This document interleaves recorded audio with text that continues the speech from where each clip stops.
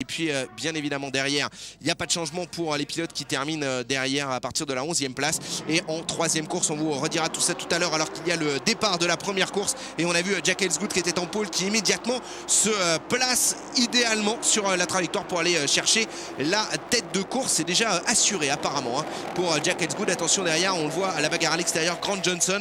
Et puis le numéro de Lenton Cranbrook dans le coup également. Lenton Cranbrook qui va au contact avec un autre pilote, Grant Johnson, qui du coup est obligé de tirer large dans ce premier virage, qui voit également un bel accrochage avec plusieurs voitures impliquées dans l'accrochage de ce premier virage. Il me semble qu'il y a Nandy Kiss dans le coup, Glenn McNally aussi vraisemblablement. On va essayer de suivre ça pendant ce temps là évidemment derrière.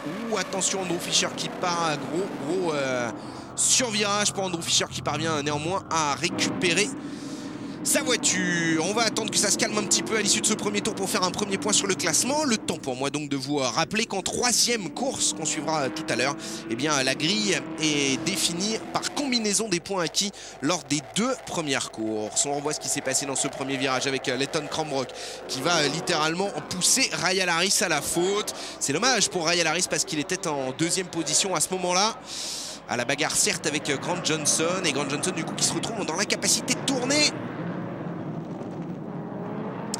et qui était obligé de repasser par l'extérieur du virage et de perdre pas mal de positions dans le peloton.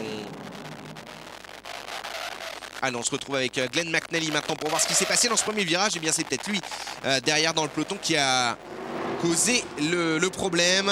Glenn McNally en tout cas qui vient de partir à la faute, on l'a vu. Du coup on a eu évidemment un drapeau rouge, le temps de tout laisser, comment dire, les commissaires intervenir et déblayer ce premier virage. Et puis redépart avec ce restart avec Jack Elsgood qui va à nouveau s'emparer de la tête de course. Et